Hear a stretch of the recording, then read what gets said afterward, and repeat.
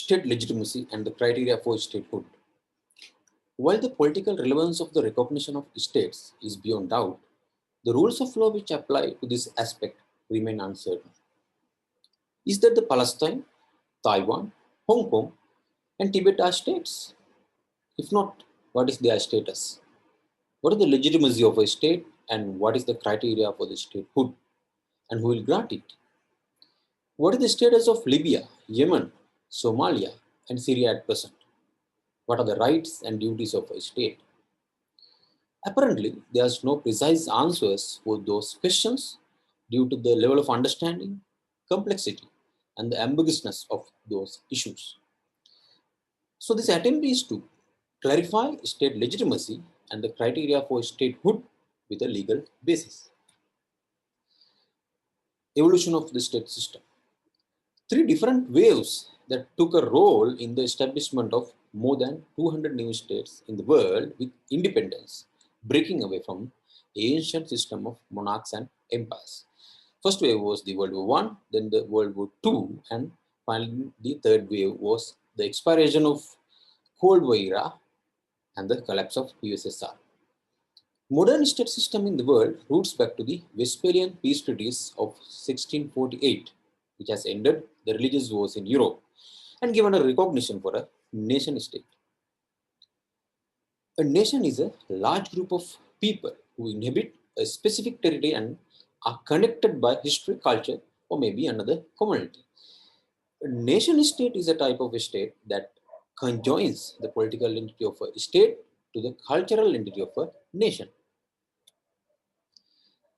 Montevideo Convention of 1933 initially identified some qualifications for a state and subsequently accepted by many states, regional and international institutes.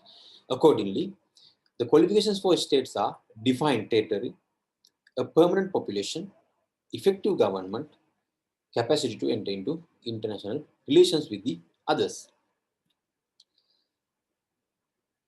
There were two theories debated on the relevance of international recognition for statehood.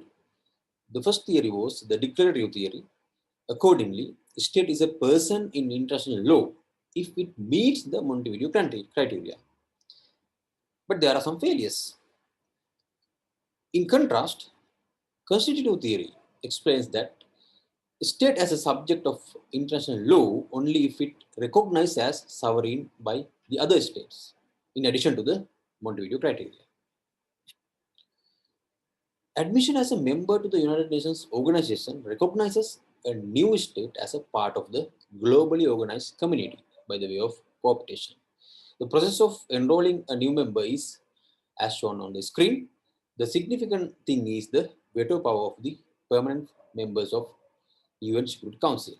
This has become a reason or sometimes barrier for new member to join the international system. Rights and duties of a state. The formulation of fundamental rights and duties for a state initially introduced through, again, Montevideo Convention, but subsequently adopted in the UN General Assembly through the resolution in 1970. Accordingly, there are fundamental rights and fundamental duties for a state to perform, as you can see on the screen. In the modern day context, states who have failed to perform duties and responsibilities in various ways and lost their legitimacy, termed as failed states. So some examples you can see on the screen.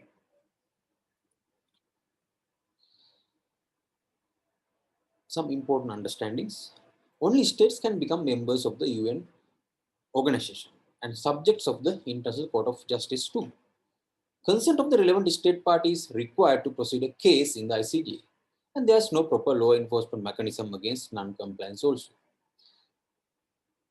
A sovereign state is a state with its own institutions and it must also have the right and capacity to enter into treaties and agreements with the other states. Max Weber also defines the state as the monopoly of the legitimate use of force under three characteristics. So this is my conclusion. Accordingly, there's a clear distinction between political identification of statehood and how it identified by legal lens. Political legitimacy can be achieved through domestic means, yet The legal identification needs international recognition as a membership in the UNO and having diplomatic ties with the other states. So these are my references, and thank you very much.